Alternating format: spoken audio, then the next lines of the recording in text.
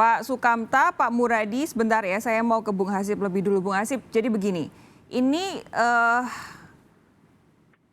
yang ditakutkan adalah ini sebenarnya jaringan baru, tapi ada juga yang paling tidak saat ini berpikiran bahwa jangan-jangan ini masih tetap jaringan JAD, masih ada yang bilang ini bagian dari Jamaah Islamiyah. Menurut Anda, analisis Anda apa?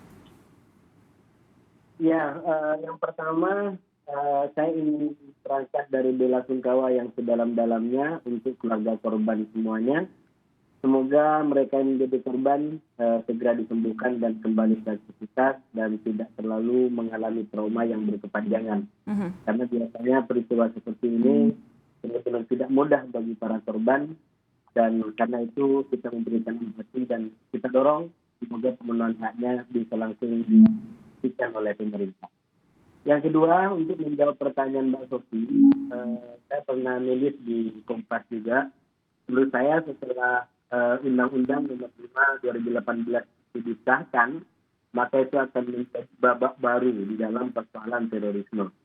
Nah, babak baru apa yang saya maksud? Ini kalau diterjemahkan dalam konteks sekarang, bisa jadi muncul aliran atau jenis yang baru.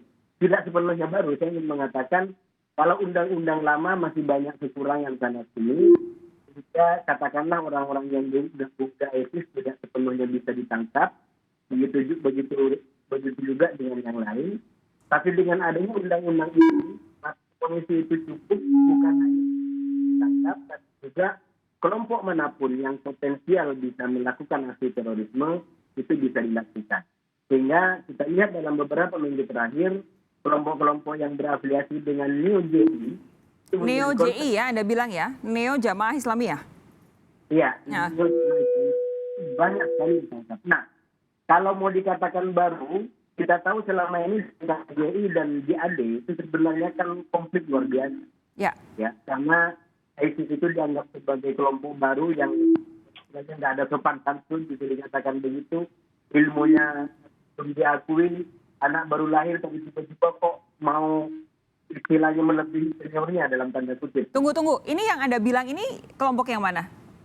Itu yang JAD ya. Oke, yang JAD. Itu ataupun JAD itu kan sempat berkonflik dengan JI ya. Karena sekali lagi JI adalah organisasi lama yang sudah malang melintang di dalam dunia ini, tiba-tiba ada kelompok baru. Saya ingin mengatakan fase sebelumnya pertemuan antara JI dan ISIS ini cukup kuat. Nah sekarang dengan undang-undang yang baru di mana aparat juga bisa menyasar kepada kelompok-kelompok Neo-JI ini, sangat mungkin adanya pertemuan-pertemuan tertentu di bagian-bagian tertentu di antara orang-orang JAD dengan katakanlah tokoh-tokoh yang berafiliasi kepada JI. Sehingga nanti akan ada kombinasi di mana bedanya. Kalau JAD selama ini kita lihat kecenderungan bomnya itu sporadis. Oke. Itu kalau JAD, ya. Dia tidak punya kemampuan bikin perencanaan bom yang besar-besar. Seperti jelas daripada JI. Bung Hasib sebentar. Ini menarik sekali penjelasan Anda, tapi karena kualitas audio saat ini itu tidak prima, saya takut salah mendengar pernyataan Anda. Kita coba ulangi terlebih dahulu, kita perbaiki dulu hubungan audio dengan Bung Hasib. Sebentar ya Bung Hasib ya, saya pindah dulu ke Prof. Muradi. Prof. Muradi, ini begini, yang jelas tadi kalau dari Bung Hasib kan bilang ada kemungkinan ada kaitannya irisan antara JAD dengan JI. Walaupun nanti saya masih akan gali lebih lanjut dengan Bung Hasib. Tapi kalau menurut Anda, biasanya kan yang terakhir-terakhir ini yang kita tahu adalah yang disasar adalah polisi. Ini hari ini setelah sekian lama tidak ada sasaran rumah ibadah, hari ini ada lagi. Nah, apakah ini menurut Anda ada kaitannya misalnya dengan balas dendam penangkapan sejumlah tersangka teroris pada Januari lalu? Waktu itu ada sekitar 20 orang. Ya. Nah, ini kalau saya menangkap 3 hal, Mbak. Yang pertama memang ini saya setuju dengan Pak Hasbullah tadi bahwa memang ada irisan, tapi saya cenderung kok melihat bahwa ini memang kembali ke karakteristik lama mereka ya. Jadi selama ini kan tadi ada JAD, JAT itu kan kalau bahasa Mas Hasbullah tadi, ini kan anak baru kemarin ya yang udah ngerasa punya akses, punya cita-cita yang kurang lebih sama gitu. Tapi yang hari ini saya memang cenderung kembali ke kitos, tanda kutip ya, kembali ke strategi lama, tapi bedanya ada pada dua hal. Yang pertama, mereka tidak lagi melulu menggunakan media komunikasi yang sifatnya elektronik ya. Itu poin pertama. Yang kedua, mereka juga kemudian memang ada irisan yang sama. Kepentingan misalnya tadi ketika misalnya di Suriah mereka menggunakan berbaiat ke ISIS, kemudian Suriahnya berantakan, jadi isunya malah bergeser, maka kemudian mereka kembali kepada Prof, tadi dalam motif. Itu Prof, pertama ya. sebentar. Ya. Yang tadi yang pertama Anda bilang ini beralih tidak menggunakan media teknologi lagi, maksudnya apa? Jadi mereka komunikasinya tidak lagi, kalau yang JAD ini kan lebih banyak menggunakan media sosial, media yang kemudian ini Anda tidak digunakan, lihat. ya. Saya nggak nangkap itu untuk konteks hari ini ya. Kalaupun ada, misalnya begini, contoh beginilah. Saya meyakini betul misalnya ketika misalnya dulu bom Surabaya ya, itu kan kita sudah mulai resah. Saya mungkin Hasibullah Satrawi itu juga resah. Kenapa? Karena kita dengar kasus. Kita menangkap pada rencana itu, walaupun kapan kita nggak tahu. Hari ini boleh tanya misalnya teman-teman Densus 88 mungkin. Ada yang kemudian agak lost. Nah, lost ini lebih pada mereka menggunakan pendekatan yang sifatnya kembali ke nol tadi. Menggunakan komunikasi oral, verbal langsung, tidak kemudian menggunakan media-media sosial dan sebagainya gitu. Ini menarik. Jadi khusus untuk yang serangan hari ini itu belum Prof Muradi belum melihat ada penggunaan komunikasi media sosial yang seekstensif sebelum-sebelumnya begitu ya. Menurut Anda ini apa artinya secara apakah begini kan yang selama ini salah satu yang jadi sasaran BNPT misalnya kan adalah percakapan di media sosial atau menggunakan teknologi yang ada menyerempet ke isu terorisme. Bagaimana kemudian caranya bisa menyisir pelaku-pelaku ini kalau mereka tidak menggunakan itu? Kembali ke 2000-an awal ya, ketika bom Bali 1-2 dan sebagainya, itu kan komunikasi menggunakan lebih banyak menggunakan pertemuan. Titik mana mereka bertemu dan sebagainya. Saya kira kalau tahun 2000 polisi dulu belum ada BNPT, belum ada Densus ya, itu kemudian mereka bisa membuka, saya kira hari ini pun nggak susah, hanya memang butuh waktu. Butuh waktu misalnya begini, kalau dulu misalnya kayak saya, mudah sekali misalnya ikut gabung dengan kelompok-kelompok diskusi kelompok-kelompok radikal ya. Sekarang kan nggak bisa, mereka harus ikut dalam misalnya pertemuan-pertemuan yang sifatnya terbatas. Ya, saya kira butuh waktu mungkin 1-2 bulan untuk mereka bisa melakukan infiltrasi. Dan saya kira kalau tahun 2000 bisa, tahun 2021 pasti lebih jago gitu. Teman-teman BNPT maupun Densus 88 gitu. Saya ingin dengar dulu respons Pak Sukamta. Pak, Komisi 1 melihat peristiwa hari ini bagaimana? Iya, terima kasih Mbak Sophie. Yang pertama memang saya atas nama fraksi PKS ingin mengucapkan turut berduka cita atas jatuhnya beberapa korban luka-luka dan kami berharap ini segera sembuh. Yang kedua, kami PKS ini juga mengutuk keras dan menolak segala bentuk teror atas nama agama. Dan PKS meyakini ajaran Islam yang rahmatan lil alamin, sehingga tidak ada cara-cara kekerasan sebagai solusi permasalahan. Nah, kami mendukung kepolisian, BNPT, pemerintah untuk perang melawan terorisme dengan cara-cara yang damai dan berlandaskan hukum. Kalau melihat kasus ini, memang kita belum tahu pasti hari ini ya, tetapi setidak-tidaknya ada 5 kemungkinan 5 skenario yang boleh jadi itu terjadi salah satunya. Tadi sudah diungkap misalnya yang nomor 1 itu adalah kemungkinan adanya balas dendam atas penangkapan yang dilakukan oleh Densus karena memang sebulan terakhir ini kan Densus nyasar di Malang, di Makassar, di beberapa tempat ya, ada sekitar lebih 20 orang yang ditangkapi. Nah, ada kemungkinan ada motif balas dendam itu. Nah, yang kedua adalah kemungkinan atau diduga ini kembali aktifnya gerakan ISIS di seluruh dunia, bukan hanya di Indonesia. Nah, kemungkinan di Indonesia ini menjadi memberi respon seperti yang dilakukan di Makassar itu. Nah, ini secara keseluruhan ISIS itu memberi seruan atas kunjungan kedatangan Paus Fransiskus di Mosul 3 minggu yang lalu. Ya.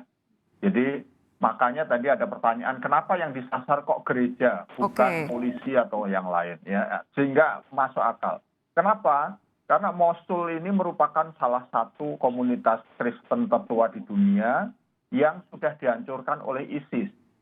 Nah, di situ ada reruntuhan gereja At-Tahiro, ya, yang artinya digandung tanpa noda di situ.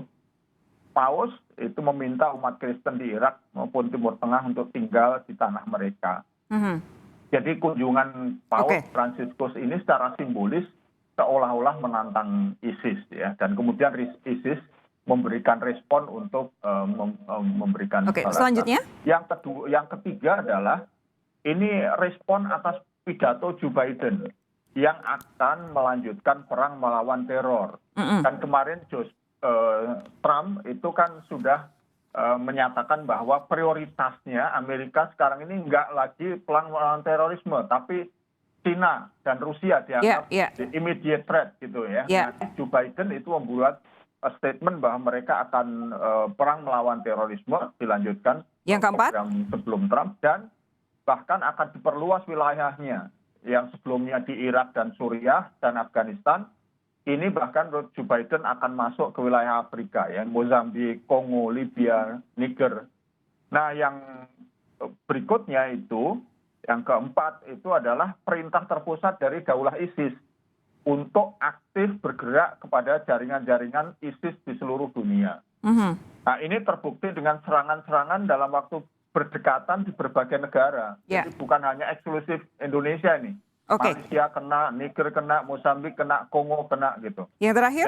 Yang terakhir adalah kemungkinan memang ledakan bom di Makassar ini dilakukan secara mandiri, ya, bukan oleh jaringan ISIS, mungkin jaringan lokal, kelompok kecil lokal gitu, yang boleh jadi kalau itu terjadi, yang tadi disebut sebagai jaringan baru itu dengan modus operandi yang baru ini, ya kita berharap polisi untuk segera mengungkap, menemukan sel-sel kecil ini supaya tidak terjadi spekulasi terlalu lama. Menarik apa yang disampaikan oleh Pak Sukamta. Ini kemudian saya ingin nanti minta analisis dari Bung Hasib dan juga Prof. Muradi. Tapi sesaat lagi saudara, kita jeda sejenak. Anda tetap bersama kami, Sapa Indonesia Malam segera kembali. Pak Sukamta, tadi ketika di segmen pertama, segmen awal Sapa Indonesia Malam, Anda sempat menyebutkan jangan-jangan ada 5 kemungkinan begitu. Mulai dari balas dendam, penangkapan sejumlah tersangka teroris Januari lalu ada ISIS yang mulai menggeliat di beberapa wilayah, kemudian pidato Presiden Amerika Serikat Joe Biden yang ingin menggerakkan kembali perang terhadap terorisme, bisa jadi perintah Daulah ISIS, lalu ada kemungkinan ini jaringan mandiri, yang bekerja di luar jaringan-jaringan yang saat ini sudah ada. Tadi Anda akan melanjutkan apa, Pak Sukamta? Ya, intinya bahwa sekarang ini memang ya yang ada itu spekulasi, ya. Setiap orang bisa melakukan analisis. Nah, tugas kepolisian dan intelijen adalah mencari fakta-fakta keras yang ditemukan dan kemudian segera mengungkapkan kepada publik supaya tidak terjadi kegelisahan, ya. Itu yang pertama. Yang kedua, saya melihat bahwa dengan ledakan yang kembali terjadi ini menunjukkan bahwa perang atau cara kekerasan yang digunakan untuk melawan teror ini tidak akan berhasil ternyata kalau ya dilakukan dengan cara kekerasan walaupun atas nama negara. Jadi ideologi kekerasan ini menurut saya harus dilawan dengan ideologi juga gitu. Sehingga BNPT, Densus 88, kami berharap ini bekerja lebih keras, BIN juga bekerja lebih keras untuk menangani akar-akar terorisme dan melakukan reideologisasi gitu. Jadi dengan cara pelacakan jaringan teroris secara ketat. Selama ini jaringan ini sudah terdeteksi, orang-orangnya sudah teridentifikasi semua, datanya sudah ada. Nah, ini menurut saya perlu untuk menjadi perhatian utama agar dilakukan reideologisasi. Jadi pemerintah sebaiknya memang jangan memperlebar jangkauan menjadi istilah yang diperluas kayak kemarin sempat muncul radikalisme, nanti menjadi tidak fokus. Kalau terlalu banyak yang diinginkan, dimaui, nanti yang detail yang ini harus ditangani secara immediate, secara segera itu malah luput gitu. Oke. Nah, saya berharap ini yang dilakukan. Bung Hasib, ini tadi ada analisis dari Pak Sukamta, bagian dari Komisi 1 DPR.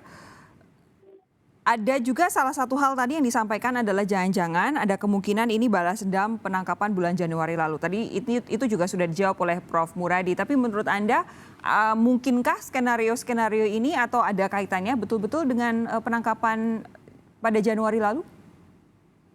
Iya, karena ini adalah tentang kemungkinan, maka sebenarnya kita bisa menambahkan lebih daripada 5 kemungkinan itu. Yang ingin saya katakan kemungkinan itu bisa 10, bisa 15, bisa 20. Yang ingin saya katakan adalah mungkin setelah tim penyidik besok sudah bekerja di lapangan, diumumkan oleh Pak Kapolri dan Presiden akan clear, ya. Nah, oleh karena itu Mbak Sofi, menurut saya daripada kita spekulasi tentang siapa dan apa yang sekarang sedang didalami oleh aparat yang berwenang, menurut saya kita justru concern yang disampaikan Pak Sukamta tadi, bagaimana cara menyelesaikannya tadi. Saya ingin mengatakan begini, jadi karena teroris sering didefinisikan sebagai extraordinary, maka sebenarnya cara kita melawannya itu juga butuh yang harus extraordinary juga, begitu ya? Tidak bisa istilahnya ini kayak membuntuti gitu. Terjadi aksi kemudian kita terjadi penangkapan lalu rame begini. Nah, oleh karena itu menurut saya memang harus ada kesanggupan untuk bisa memilah masalah yang mana di bagian mana dihadapi oleh siapa. Misalkan tadi soal kenapa ini kok menyasar kepada simbol agama ya. Nah, menurut saya itu juga penting diantisipasi. Tapi bukan karena masalahnya cuma di situ gitu. Karena terorisme ini kita harus pahami dalam kacamata yang komprehensif. Lalu mereka akan memetakan aksinya di mana, strateginya apa untuk bisa mencapai ke sana. Nah, isu tentang perbedaan agama itu kan sebenarnya bukan tujuan final. Itu hanya tujuan antara kalau di dalam teori konflik untuk menciptakan yang disebut sebagai qaida aminah itu. Jadi isu antar agama itu adalah untuk memicu instabilitas. Katakanlah kayak kalau di Makassar ya, di daerah Sulawesi, orang akan lebih mudah mengingatkan tentang konflik misalkan yang berbeda agama di situ. Itu memori yang mungkin ingin dibuka dengan strategi ini. Tapi kita harus menangkap lebih jauh tujuan mereka bukan hanya itu. Mereka setelah itu tercipta, katakanlah seperti dulu di Ambon dan Poso, itu mereka menguasai wilayah, mereka melatih angkatan-angkatan bersenjata, dan di ujungnya mereka ingin menegakkan satu sistem kenegaraan yang mereka imani, yang mereka yakini. Itu tujuan finalnya. Jadi kita harus mengurai ini dari awal sampai akhir, agar kita bisa memetakan, misalkan kayak Pak Sukamta di DPR, itu di mana dia bisa berperan secara strategis gitu, di dalam perjuangan panjang melawan ideologi yang dimaksud tadi. Gitu. Ini kita tidak reaktif, Mbak Sofi. Betul, saya setuju bagian tidak reaktif. Tapi tadi sudah di-highlight oleh Pak Sukamta bahwa harus ada reideologi. Kalau yang selama ini pemerintah gunakan deradikalisasi. Kalau Prof. Muradi sendiri melihat sejauh ini, kalau kemudian serangan-serangan masih terus terjadi, apakah mandek atau jangan-jangan tidak berhasil sama sekali upaya kita untuk itu tadi selangkah lebih maju dibanding para teroris? Saya mau tambahan 3 ya, Mbak Sofi. Silakan. Yang pertama untuk dalam konteks penindakan dan pencegahan, memang masyarakat itu hanya pengennya beres. Ya, masyarakat umum ya. Yang penting beres, ini tidak terjadi ledakan, simple. Ya. Ini masyarakat umum dan Undang-Undang 2018 sebenarnya memberikan wewenang itu. Apapun yang dibutuhkan agar tidak terjadi teror, ambil itu walaupun diberikan tentang HAM tapi jelas mandatnya tentang pencegahan luar biasa. Jadi polisi, saya ingin mengatakan aparat harus menggunakan itu dan mereka sudah bekerja keras untuk itu karena itu puluhan sudah ditangkap. Itu satu hal. Hal yang kedua yang ingin saya katakan adalah tentang masyarakat umum. Kalau kepada masyarakat umum, karena memang ini adalah provokasi, Yang harus dilakukan oleh kita semua, ayo kita ciptakan kehidupan masyarakat yang saling percaya satu sama lain, saling menghormati satu sama lain, sehingga tidak mudah terprovokasi. Walaupun Anda bilang, wah ini kelompok berbeda agama nih, ini akan bikin surga yang berbeda ini, itu kan cuma provokasi orang. Ya, yang ketiga? Silakan Anda imani keyakinannya, Anda ikuti keimanan yang ada. Nah yang ketiga, ini yang dimaksud Mbak Sofi tadi, kalau hanya untuk kelompok terpapar, itu lain barang. Kalau untuk kelompok terpapar, kata kuncinya yang ingin saya sampaikan di sini, berdasarkan riset yang teman-teman, itu bukan orang gila. Yang penting, ini orang waras, ini orang sadar. Betul. Jadi cara mendekatinya akan berbeda. Oke. Karena mereka orang waras, ya orang sadar, maka bagaimana caranya mereka disadarkan bahwa aksi begini nggak benar loh. Baik. Karena mereka kalau mereka yakin ini adalah salah, mereka nggak akan lakukan. Oke. Saya minta tanggapan Prof. Muradi. Prof, silakan. Ya, ada 3 ya. Pertama, saya ingin komentari Pak Sukamta. Jadi memang sejak tahun 2000-an, tahun 90-an akhir ya, sampai sekarang kelompok teror itu di Indonesia ya, itu terkait dengan jaringan internasional. Jadi saya kira ini juga membantah bahwa soal GI itu sendiri tidak. GI itu kembali new GI yang tadi disampaikan Mas Hasib itu adalah juga bagian dari berbayat ke Al-Qaeda. Masih ada hari itu. Yang kedua, dari tahun 2000 sampai hari ini itu ada 505. Ulangi Bapak, ulangi. Agak tadi dari hilang suaranya. Teror ya. Teror, kemudian peledakan bom dan segala macam dari tahun 2000 sampai 2021 ini, hari ini ya. Ada 552 aksi teror bom. Jadi memang itu data itu dari teman-teman di Lab 45. Jadi saya kira 2 ini juga menjadi penegas sebenarnya bahwa dia tidak berdiri sendiri. Nah yang ketiga, saya kira saya setuju dengan Mas Hasib tadi bahwa ini harus ditekankan soal bagaimana mengelola deradikalisasi. Atau kalau saya nyebutnya lebih dari sebelum itu adalah disengagement-nya. Pelepasannya seperti apa. Nah karena memang Anda belum lihat itu berhasil ya? Saya kira ya itu problemnya di situ sebenarnya. Kalau mungkin Mas Hasib lebih paham dengan Pak Sukamta bagaimana kemudian teman-teman BNPT yang harusnya mulai itu juga tidak terlalu bisa akseleratif gitu seperti itu. Oke, spesifik soal ini akan saya bahas di segmen selanjutnya.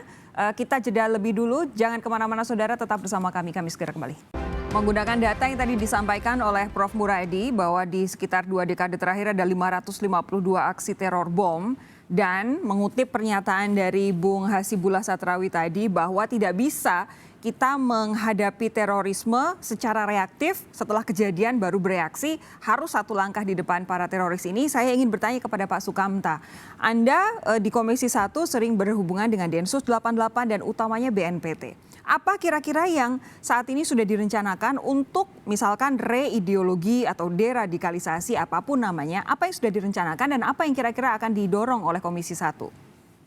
Jadi begini, kalau soal jaringan teroris, personal dan datanya itu kan sudah terkumpul semua. BIN, BNPT, Densus 88 itu sudah punya. Nah ada yang sudah dilakukan pembinaan, dilakukan reideologisasi dan kembali ke pangkuan NKRI dan itu jumlahnya cukup lumayan signifikan gitu. Banyak orang-orang yang kemudian tobat dan kemudian bergabung dengan NKRI dengan lebih baik. Namun demikian masih juga ada sebagian orang yang masih kekeh dengan apa yang diyakini. Nah ini menjadi PR besar saya kira, menjadi PR besar bagi BNPT. Nah bagi yang masih bisa dilakukan reideologisasi ini dilakukan dengan berbagai cara. Namun demikian bagi yang bersenjata dan itu membahayakan publik, sudah benar sebetulnya Densus 88 ini di depan dan melakukan penangkapan. Nah cuman memang mestinya diantisipasi juga karena setiap pergerakan itu sebetulnya sudah dipantau penuh kok. Nah 1-2 ini yang jebol ini sebetulnya juga agak mengherankan. Kita bertanya juga besok kita dalami apa yang sebetulnya terjadi, kenapa kok sampai terjadi lolos dari pemantauan. Saya bayangkan ini kalau nanti ada rapat lagi dengan BNPT pasti akan ditanyakan oleh Komisi 1. Prof. Muradi, kalau dari Anda apa ini kira-kira soal itu tadi, satu langkah di depan para teroris?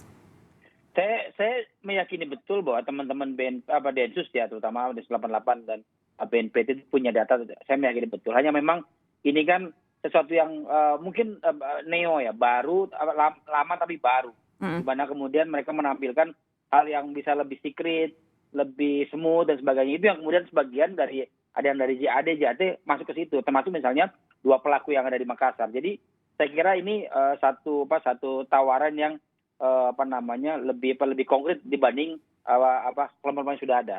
Tapi apa yang di depan? Saya kira ini saya sebelum kita mulai diskusi di sini, saya buka lagi data. Ternyata memang tahun 2000-an awal ya, ketika bom Bali 1-2 itu juga insting teman-teman di dulu belum ada Densus, belum ada BNPT, itu bagus sekali.